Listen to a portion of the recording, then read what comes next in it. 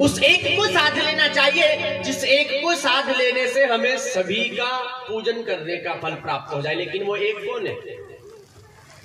एक आम का पेड़, उदाहरण के तौर पर एक आम का पेड़ है। अब आम का पेड़ आपने पौधा लगाया और जल डाल डाल करके उसे विशाल वृक्ष बना दिया, बहुत बड़ा पेड़ खड़ा हो गया। समय अनुसार उसके ऊपर पत्ते आ गए, उसके ऊपर मोड़ आ गए और धीरे धीरे उसके ऊपर फल आने लगे। आम के ऊपर, जिसको हम कच्ची केरी कहते हैं, धीरे धीरे वो केरी पक करके आम के रूप में परिणित हो गई। अब कोई भैया आया और उसने सौदा कर लिया, भैया ये सारा आम जो फल है ये फल कितने में बेच रहा है? आपने कह दिया, बोले साहब 20,000 रुपये में ये फल हम आपको बेचते हैं। अब आपने वो फल बेच दिया। अब समय अनुसार उसकी इच्छा हो जाए उस खरीदने वाले की, चाहे तो वो कच्चा तोड़ करके ले जाए, चाहे तो वो पक्का तोड़ करके ले जाए, ये उसकी इच्छा है। नुकसान आपका नहीं हो रहा है, आपके 20,000 पक्के हैं, वो उसका नुकसान है। लेकिन जिस दिन वो फल तोड़ने के लिए आएगा, केवल अधिकार उसका उस फल के ऊपर है, वो फल तोड़ करके और चला जाएगा, वो पेड़ काट करके नहीं ले जाएगा, क्योंकि उसने फल खरीदा है।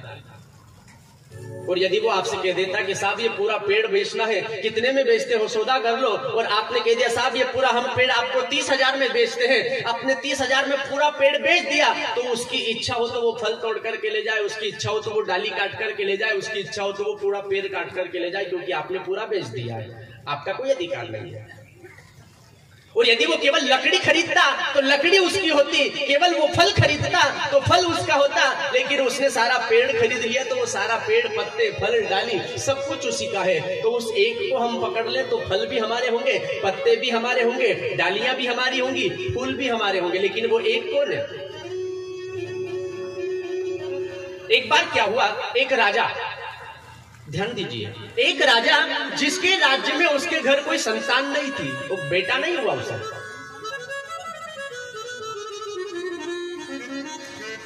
बहुत प्रयास करने के बाद, बहुत दिनों के बाद भगवान की कृपा से उस राजा के घर एक बेटे का जन्म हुआ। अब राजा के घर बेटे का जन्म हुआ ना, तो राजा बड़ा प्रसन्न हुआ कि मेरे घर बेटा हुआ है। तो अपनी प्रजा को आदेश दे दिया कि आज मैं बड़ा प्रसन्न हूं। सैनिकों से कह दिया, मंत्रियों से कह दिया, जिसे जिस चीज की आवश्यकता हो उसे दान दो।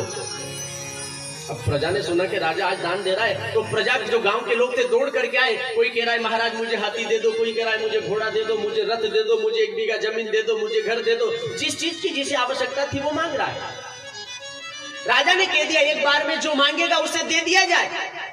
तो जिसको जिस चीज की आवश्यकता थी, राजा के राज्य में किस चीज की कमी साहब, मांग करके ले जाया जा रहा है।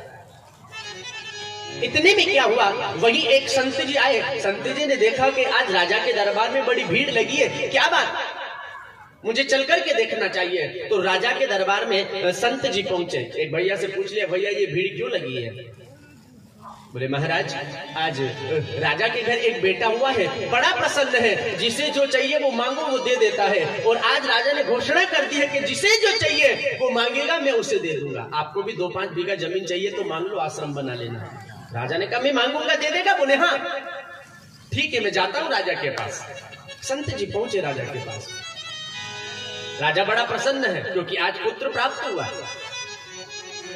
संत जी गए, संत जी को राजा ने प्रणाम किया, महाराज आदेश कीजिए, आपको किस चीज की आवश्यकता है, मैं अभी आपके लिए दान कर देता हूँ। तो राजा ने जब ये बात कही तो संत जी ने कहा, राजन मैं जो मांगूंगा तू मुझे देगा? बोले तुम जो मांगोगे मैं तुम्हें दे दूंगा। संत जी ने कहा, राजन मैं तुझसे तुझे ही मांगता हूँ। हाथ पकड़ लिया, मैं तुझसे तुझे ही मांगता हूँ। हाथ जैसे ही पकड़ा राजा ने कह दिया, दान देना बंद कर दो।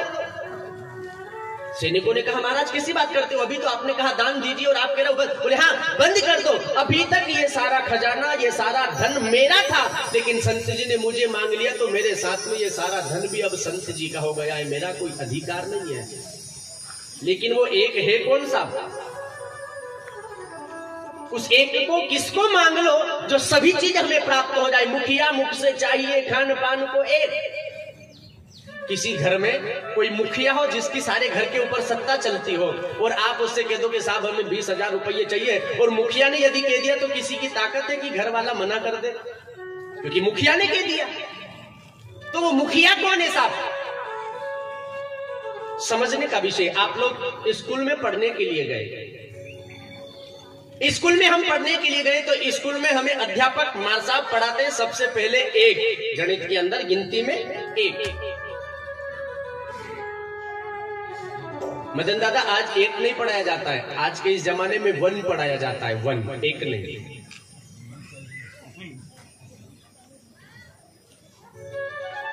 पहले एक पढ़ाया जाता था और आज वन पढ़ाया जाता है। आजकल के जो नौजवान जो लिखने पढ़ाने वाले हैं ना, जो सर बने हुए हैं, इनसे यदि कह दो कि भैया 75 लिख करके बताओ, तो वो 75 लिखेंगे तो वो हिंदी वाला 75 नहीं लिखेंगे, वो इंग्लिश वाला 7 लिख करके 5 लिखेंगे, क्योंकि हिंदी याद ही नहीं है।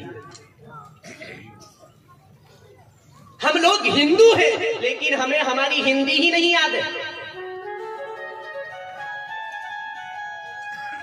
मैं कहना चाहूंगा मेरे बहन भाइयों, जो अपने बेटे को स्कूल में दाखिला करवाने के लिए, एडमिशन करवाने के लिए जाओ, तो सबसे पहले अपने उस सर से ये बात करो कि मेरे बेटे को मैं इंग्लिश मीडियम में भले ही छोड़ने आया हूं, लेकिन इसके साथ में मेरे बेटे को हिंदी का भी ज्ञान देना, क्योंकि हमारी हिंदू संस्कृति है, हम हिंदू हैं, हम अंग्रेज नहीं है जो पूरा हमारे बेटे को अंग्रेज बनाएंगे। हिंदी भी अपने, और अभी तुम्हें कुछ कल परसों या मैंने देखा था कि अभी कुछ घोषणा होने वाली है कि हर स्कूल के अंदर रामायण और गीता का पाठ पढ़ाया जाएगा। शिवराज के इस फैसले को मैंने परसों नरसों पेपर में या फिर मोबाइल में देखा था कि हर स्कूल के अंदर ये नियम लागू किया जाएगा कि हर स्कूल के अंदर रामायण गीता का पाठ पढ़ाया जाएगा। और मैं निवेदन भी ये करना चाहता हूं, होना भी चाहिए, सरकार लागू करे या ना करे, लेकिन अपने गांव में ये लागू करना चाहिए। मार साहब से कहो कि 1 घंटे का कोचिंग, 1 घंटे का स्कूल, हमारे जो हिंदू संस्कृति के सनातन धर्म के विषय है उन विषय को बताओ, रामायण पढ़वाओ, गीता पढ़वाओ, हनुमान चालीसा का पाठ पढ़वाओ। ये अपने गांव के अंदर ही स्कूल में आप लोगों को कहना चाहिए, ताकि आपके बेटा सनातन धर्म से जुड़े रहे। सनातन धर्म की जय।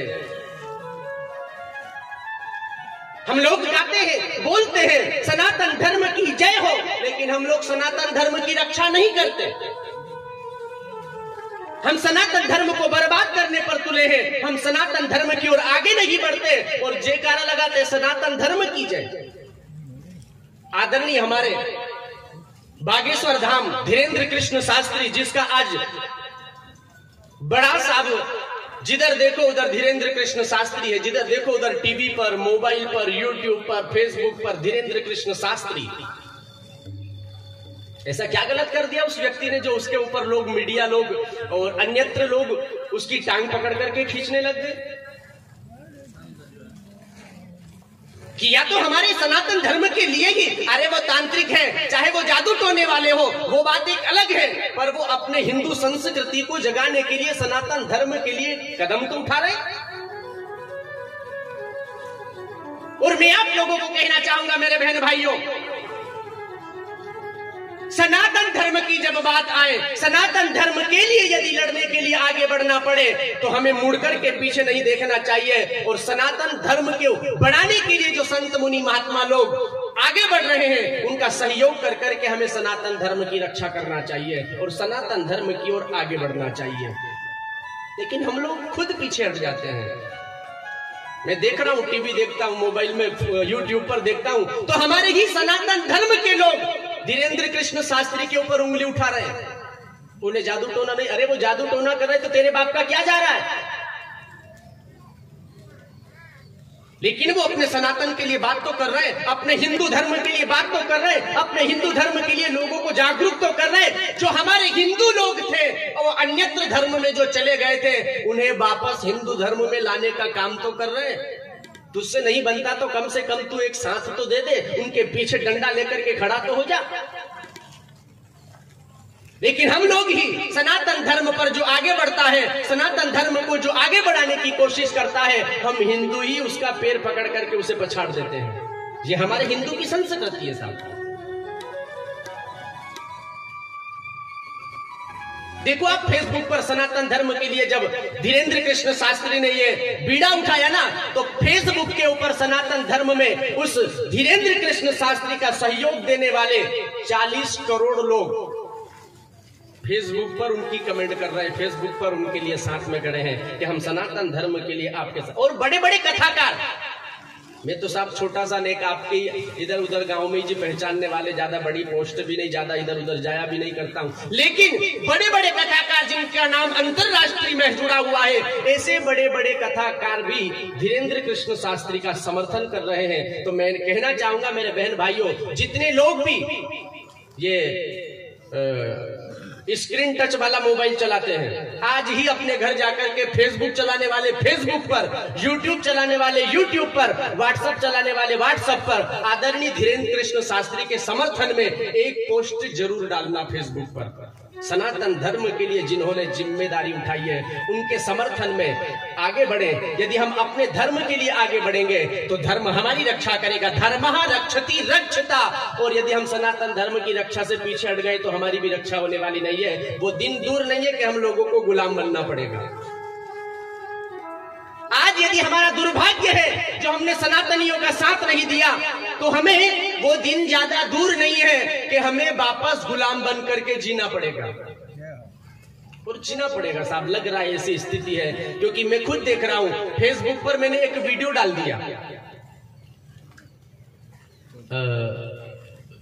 अभी जो 8 तारीख भोपाल जन आंदोलन हुआ था राजपूत करणी सेना के द्वारा, वो वीडियो मैंने फेसबुक पर डाला। उस फेसबुक पर 1.5 लाख से ज्यादा लोग उसे देख चुके हैं। उसमें कई लोग ऐसे हैं, फेसबुक पर मैंने पढ़ा तो उसमें कमेंट की जा रही है, बोले गुरुजी आपको यदि राजनीति ही करना है तो कथा क्यों करने बैठ गए?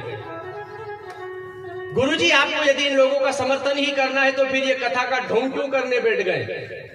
मेरे बहन भाइयों, मैं कहना चाहूंगा, यदि हिंदुत्व के लिए, अपने देश के लिए कोई प्राणी लड़ रहा है तो उसका साथ देना कोई राजनीति नहीं है। और मुझे इस बात से कोई डर भी नहीं है कि मेरे ऊपर गलत टिप्पणियां की जा रही है, मेरे ऊपर उंगली उठाई जा रही है, उस बात से मुझे डर भी नहीं लगता, क्योंकि मैं धर्म के साथ हूं। जहां धर्म की बात होगी, जहां देश की बात होगी, जहां सनातन की बात होगी, वहां मैं आगे बढ़कर के उसका समर्थन करूंगा, सहयोग करूंगा, साथ दूंगा। चाहे लोग मुझ पर गलत टिप्पणियां करें तो भी मुझे उसकी परवाह नहीं है। कई लोग हैं जो अन्यत्र धर्म से है, वैसे वो धर्म हमारा ही है, हमारे ही धर्म में थे, लेकिन हम वामपंथियों ने, हम लोगों ने अलग अलग धर्म में बांट दिया है। मंदिर मस्जिद गिरजा घर में बांट दिया भगवान को, धरती बांटी अंबर बांटा, मत बांटो इंसान को। लेकिन हमने ऐसा बंटवारा कर दिया साहब कि ये ब्राह्मण है तो ये अलग है, ये राजपूत है तो ये अलग है, ये नाई है तो ये अलग है, ये छत्री है तो ये अलग है। ये सब अलग जरूर है, लेकिन हम सब पहले हिंदू है, एक है। ब्राह्मण ने परशुराम सेना बना ली, राजपूतों ने करणी सेना बना ली, गुजर लोगों ने देव सेना बना ली। कोई बात नहीं, आप अपनी अपनी जाति अनुसार सेना बनाओ, लेकिन जब हिंदुत्व की बात आए, देश की बात आए, अपने सनातन धर्म की बात आए, तो मैं कहना केवल इतना सा चाहूंगा मेरे बहन भाइयों कि सभी सेना एकजुट होकर के सनातन धर्म के लिए लड़ाई करो, तो ही हमारा धर्म बच सकता है। अन्यथा हमारे धर्म पर संकट छा रहा है, और वो दिन ज्यादा दूर भी नहीं है कि हम लोगों को गुलाम बनना पड़ेगा यदि नहीं जगे तो। मैं कहना चाहूंगा मेरे भाइयों, हम हिंदू हैं, हमें जगना होगा। मैं किसी और धर्म के ऊपर उंगली भी नहीं उठाता, किसी और धर्म के बारे में बात भी नहीं करता, लेकिन मैं हिंदुओं को कहने में कसर भी नहीं छोड़ता। हिंदू अभी सोया है, हिंदू का जमीर अभी सोया है, लेकिन यदि हिंदू नहीं जगा,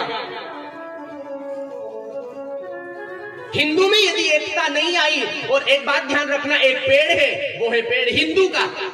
एक पेड़ के ऊपर अनेक डालियां फूट गई है, और एक डाली को यदि काटोगे तो वो डाली कट जरूर जाएगी, लेकिन दर्द उस तने को होगा जिस पेड़ की वो डाली थी। वो पेड़ है हमारा सनातन धर्म, उस पेड़ की डाली है हम, अलग अलग जातियां, कोई सोंदिया है, कोई नागर है, कोई गुर्जर है, कोई नाई है, कोई कुमार है, कोई ब्राह्मण है, कोई क्या है, अलग अलग जो डालियां है वो है हमारी जाति। लेकिन हमें लोग इन डालियों को काटने में अब जुड़ गए, हमारी डाली काटी जा रही है, हमें जातियों में बंटवारा कर करके हमें कमजोर किया जा रहा है। सो मैं निवेदन करना चाहूंगा मेरे भाइयों, डाली में बट जरूर जाओ, लेकिन जब डाली कटने की बारी आए तो अपने तने से लिपट जाओ ताकि तुम्हें कोई काट नहीं पाए। तो ही हमारी रक्षा होगी, तो ही हमारा धर्म बच पाएगा, अन्यथा हमारे धर्म पर संकट छा रहा है।